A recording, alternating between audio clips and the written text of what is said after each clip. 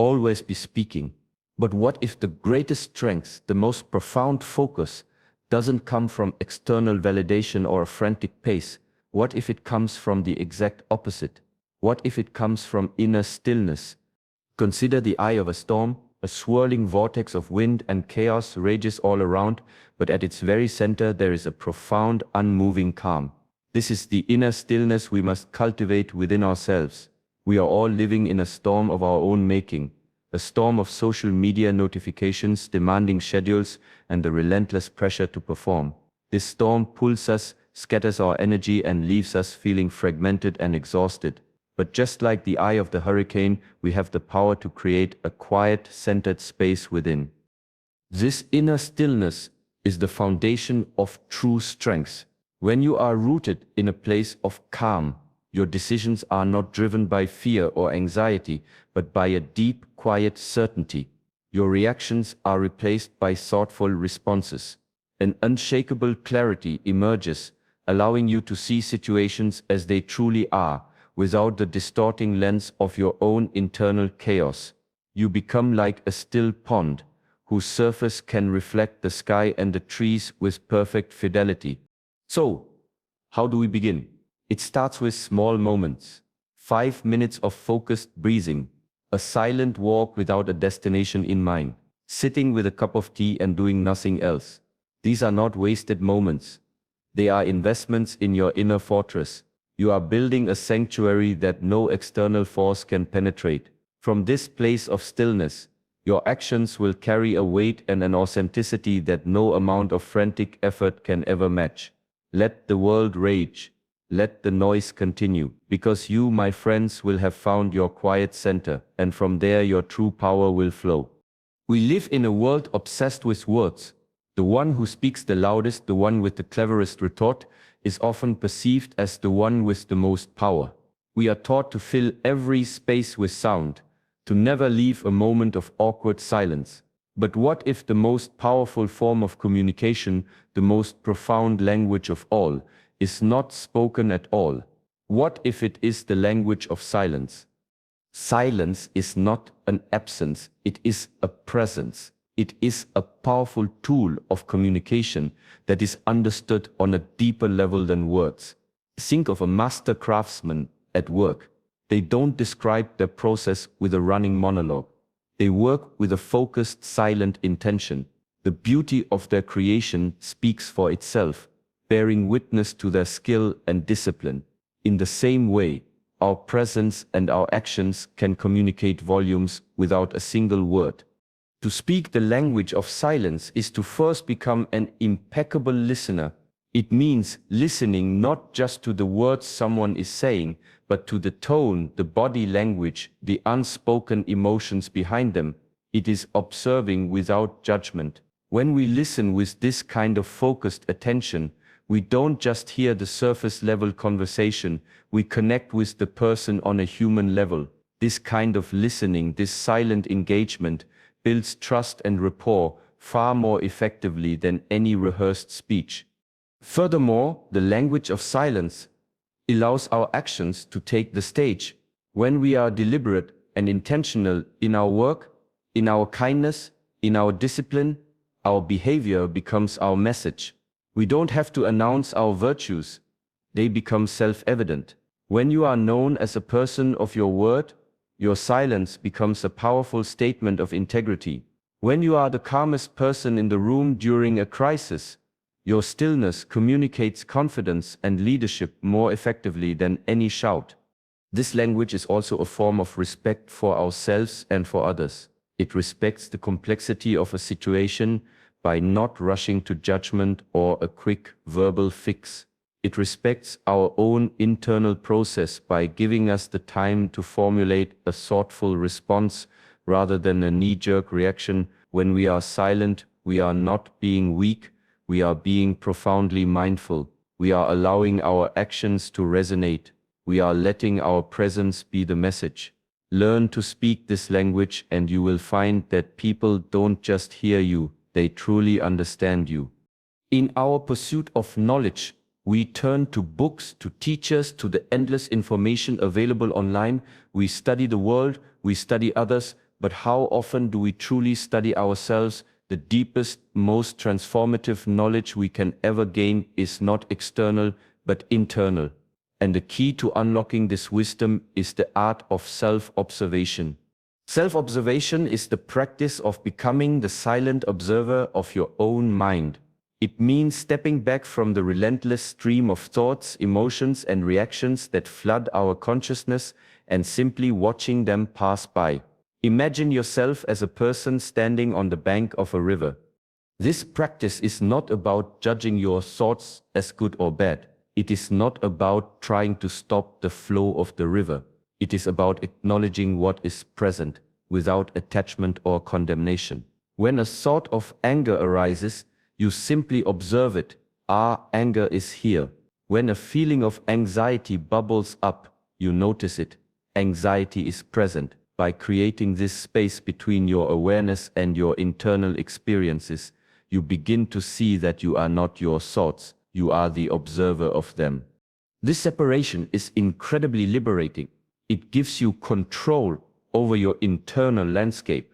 Before, you might have been a slave to your emotions, reacting automatically out of habit. A small frustration might trigger a cascade of negative thinking. But with the practice of self-observation, you gain a choice. You can now see the frustration arise, and instead of reacting, you can choose to respond with intention. You can choose to let the thought pass, or to address it calmly. The art of self-observation is the foundation of all personal growth. It reveals our subconscious patterns, our hidden fears, and our true motivations. It shows us where our energy is being wasted and where our true passions. Life is a constant stream of stimuli, a harsh word from a colleague, a stressful email, an unexpected setback. Our conditioned response is often to react, to get angry, to defend ourselves, to panic. We are caught in a cycle of emotional chaos where our feelings are dictating our actions. But what if we had a more powerful tool at our disposal? What if our true power lies in the discipline of non-reaction? When a trigger occurs, our emotions surge. The fight or flight response kicks in. Our old habits want to take over. But with the discipline of non-reaction, we can intercept this process. We can learn to notice the physical sensations of anger rising, the tightening in the chest, the heat in the face, and instead of letting it dictate a sharp word or an angry text, we simply observe it. We allow the emotion to be there, but we do not act on its impulse. We let it pass like a cloud across the sky. This practice transforms our interactions and our lives. When we are able to pause, we can choose to respond with wisdom instead of reacting with emotion. A colleague's sharp comment is no longer a personal attack that requires a heated defense. It is simply a comment that can be handled with calm and clarity. A stressful situation is not a trigger for panic. It is a challenge to be met with a level head. The discipline of non-reaction allows us to see the bigger picture, to not get lost in the weeds of the moment. Our minds are not a fixed landscape, they are a living, breathing garden that we alone are responsible for tending. Every day we choose what we plant in it, what we water, and what we allow to run wild. The state of our lives, the quality of our focus, and the depth of our inner peace are all a direct reflection of our ability to become the inner gardener. This is a powerful metaphor for intentional living. A skilled gardener doesn't just let things grow randomly. They consciously choose the seeds they plant. They select what they want to see flourish, be it the vibrant flowers of positive thoughts, the sturdy trees of new skills, or the resilient roots of virtues like patience and discipline. In the same way, we must be deliberate about the thoughts and ideas we allow to take root in our minds. Are we planting seeds of doubt and fear, or seeds of confidence and courage? Are we consuming content that inspires us, or that fills our minds with worry and comparison? But planting the seeds is only the first step. A garden requires constant care.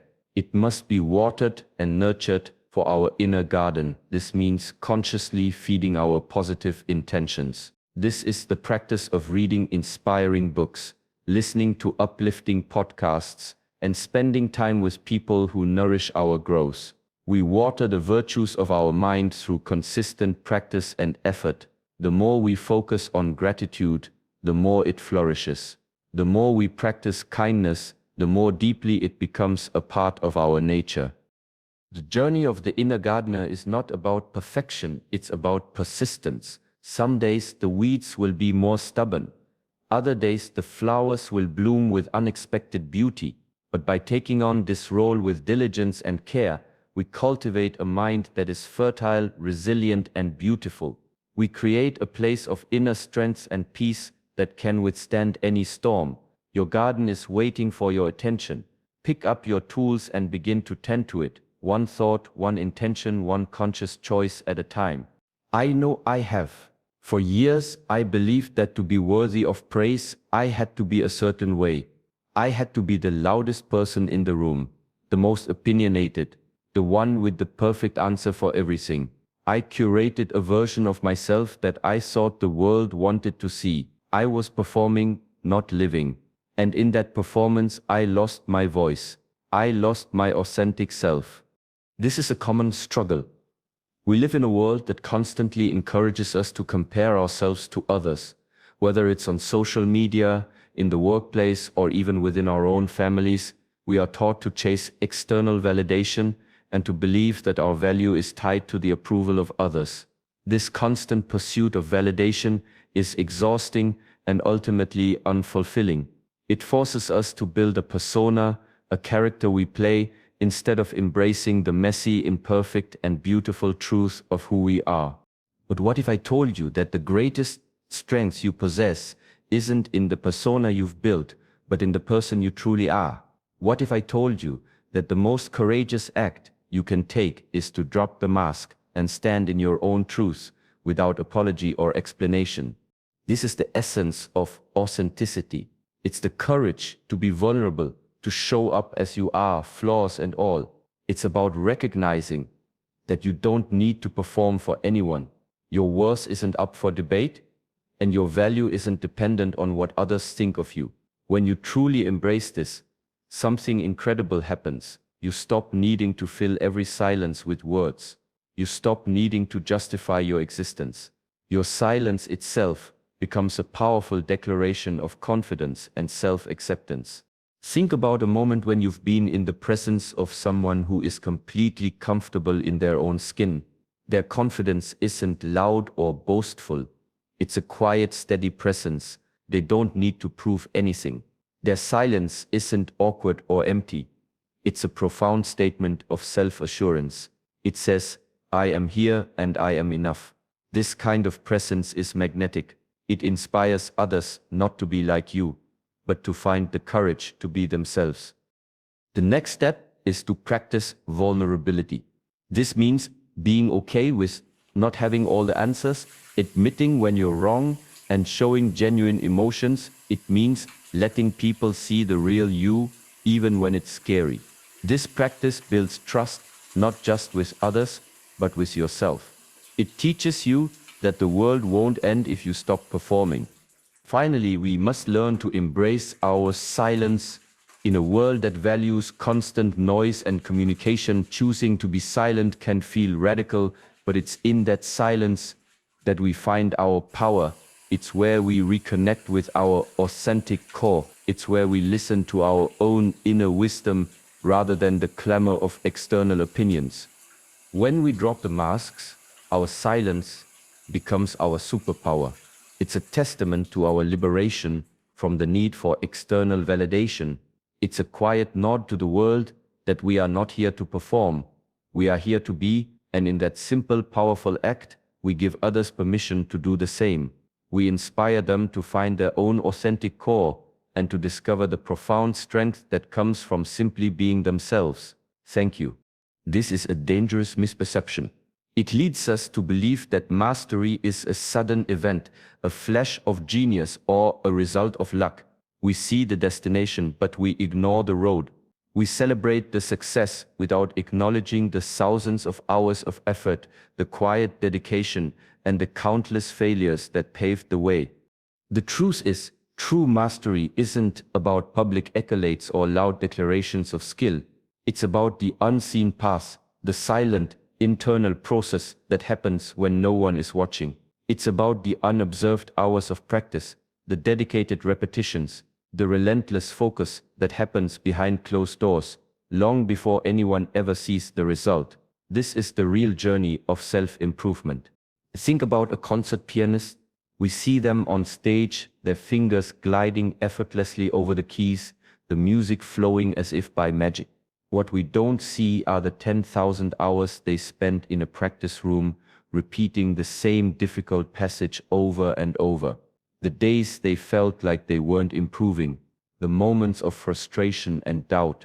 We don't see the silent conversation between the musician and their instrument, the deep internal work required to transform a series of notes into a masterpiece.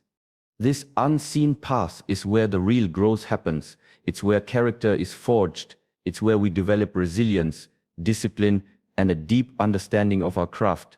This is the realm of silent focus, of deliberate practice, of showing up day after day, not for applause, but for the love of the process itself. In our loud, fast-paced world, this kind of work is often devalued. We are constantly pressured to show our work, to document our progress, to build a brand, and to seek immediate feedback and praise. This external focus can be a major distraction from the internal work that truly matters. It shifts our attention from the journey to the outcome, from the process to the performance.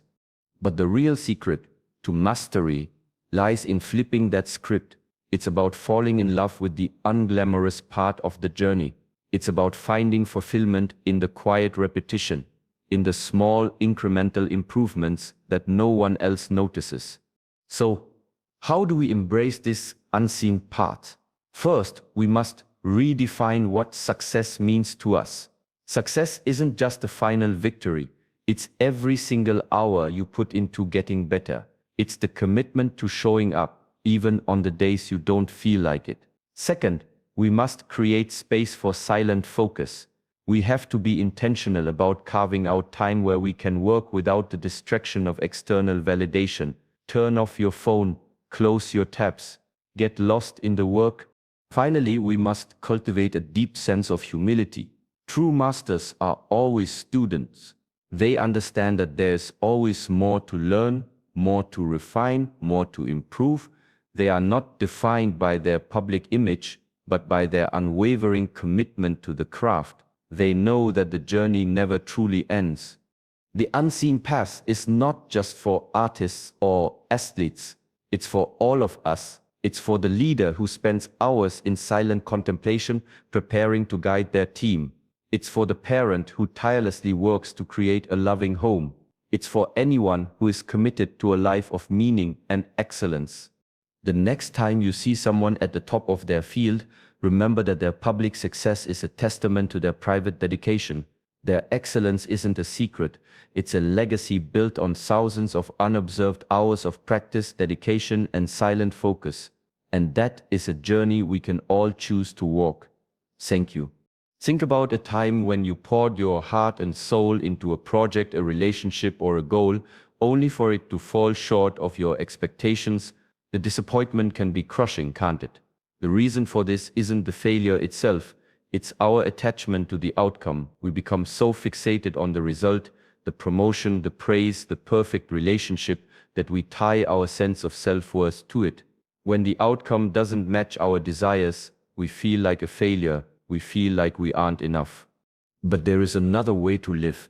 There is a profound freedom that comes from releasing our attachment to outcomes, opinions, and external praise.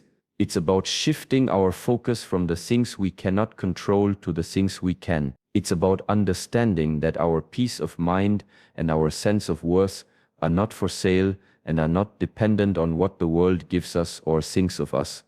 This is a concept that is at the heart of many ancient philosophies.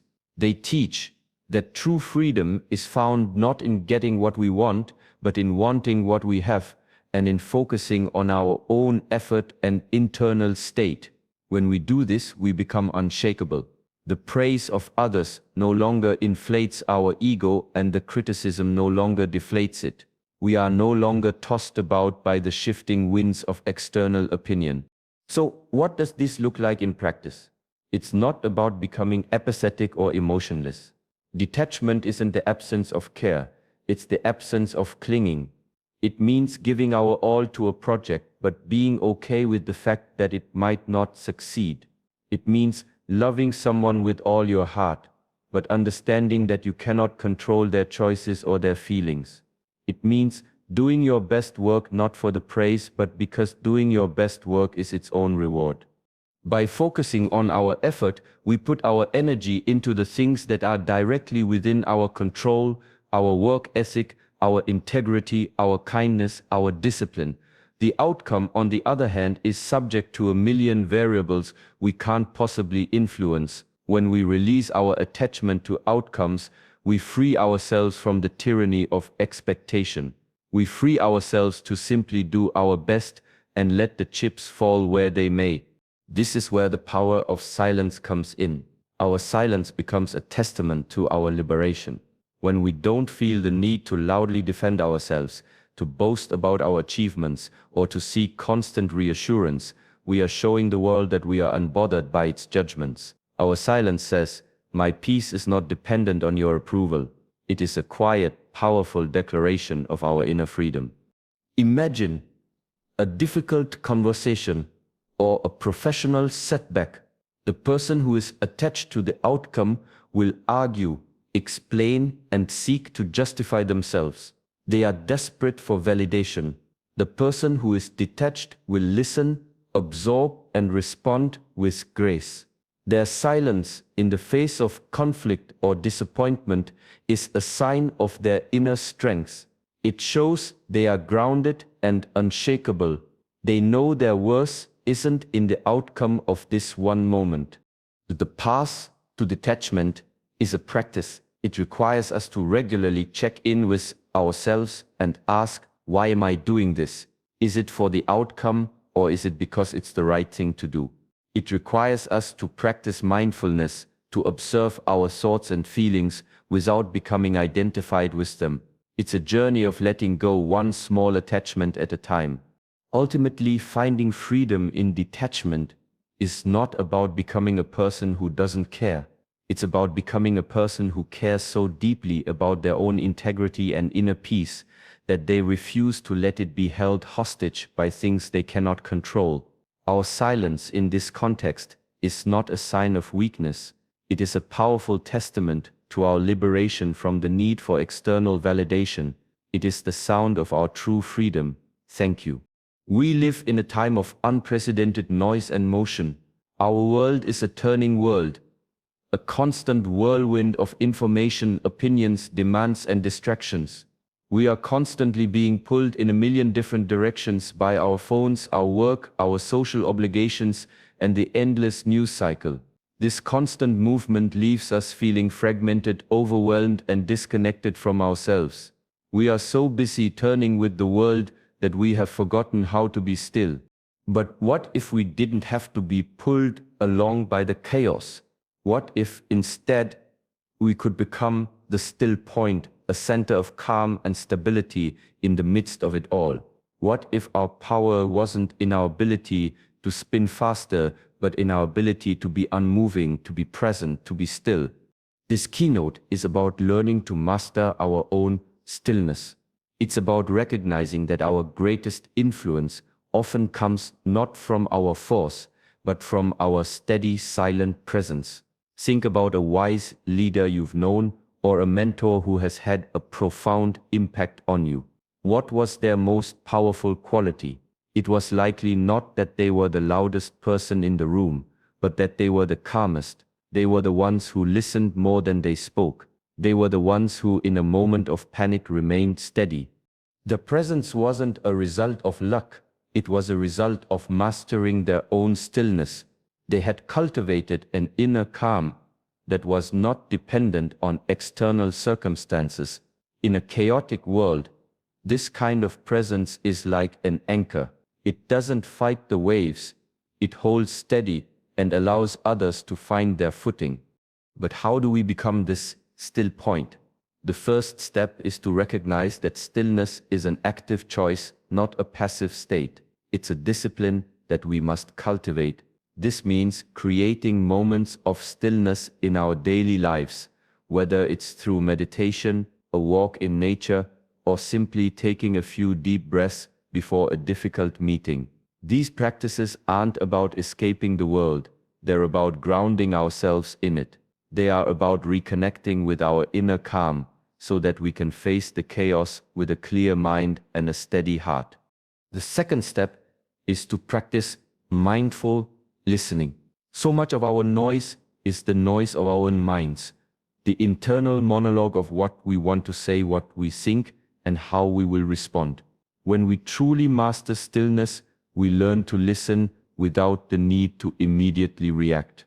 We can hold space for others without trying to fix them or control the situation.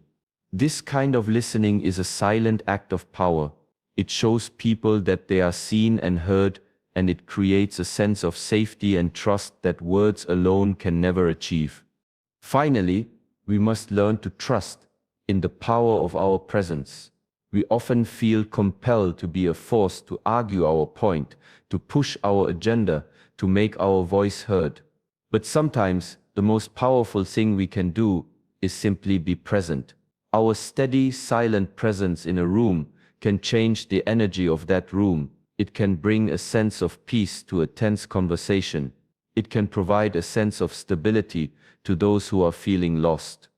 This isn't about being a passive observer, it's about being an active, grounding force. By mastering our own stillness, we can influence our environment and the people around us in a way that is far more powerful than through force. We can become a quiet, unmoving center that paradoxically allows the world to turn more gracefully. The still point of the turning world is not a place of inaction, but a place of profound influence. It is the place where our true power resides. Thank you. When we think of leaving a legacy, we often think about the things we did or the words we said. We think of the projects we completed, the companies we built, the books we wrote. And while these are all important aspects of our lives, they are often just the surface level of the story. The truest and most powerful legacy we can leave isn't in what we said or did, but in who we became, a person whose very presence was a testament to a life lived with intentional focus and quiet strength. The legacy of presence is about the quality of our being. It's about the person we were when we were with others. Did we listen? Were we truly present? Did we bring a sense of calm and stability to a difficult situation? Did we live with a quiet integrity that spoke louder than any words we could utter? This is the legacy that truly endures. Think about someone who has had a lasting impact on your life. Maybe it was a grandparent, a teacher, or a mentor. It's likely that what you remember most about them isn't a single piece of advice they gave you, but the feeling of being in their presence. You remember how they made you feel seen, how their quiet confidence made you feel safe, and how their steady focus on what was truly important taught you a profound lesson about life. They didn't have to tell you how to live. They showed you how to live simply by being. The first step in this journey is to live with intentional focus. In a world of endless distractions, this means choosing where to place our attention with care. It's about putting down our phones and looking people in the eye. It's about being fully engaged in the task at hand, whether it's a difficult conversation or a simple moment of peace. When we practice intentional focus, we are not just doing a task, we are being present. And that presence is felt by everyone around us. The second step is to embrace quiet strength. This is the opposite of a need for external validation. Quiet strength doesn't need to be loud or flashy. It's the strength that comes from knowing who you are and what you stand for without the need for constant approval. It's the ability to remain calm in the face of adversity, to listen more than you speak, and to let your actions speak for themselves. This kind of strength is not aggressive, it is magnetic. It draws people in and inspires them through its stillness.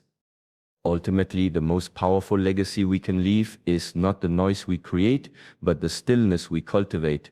It's the lesson we teach others by simply being a person who is present, grounded, and living with a profound sense of purpose. When we embrace the power of silence and focus on who we are becoming, we create a legacy that is not only seen but deeply felt.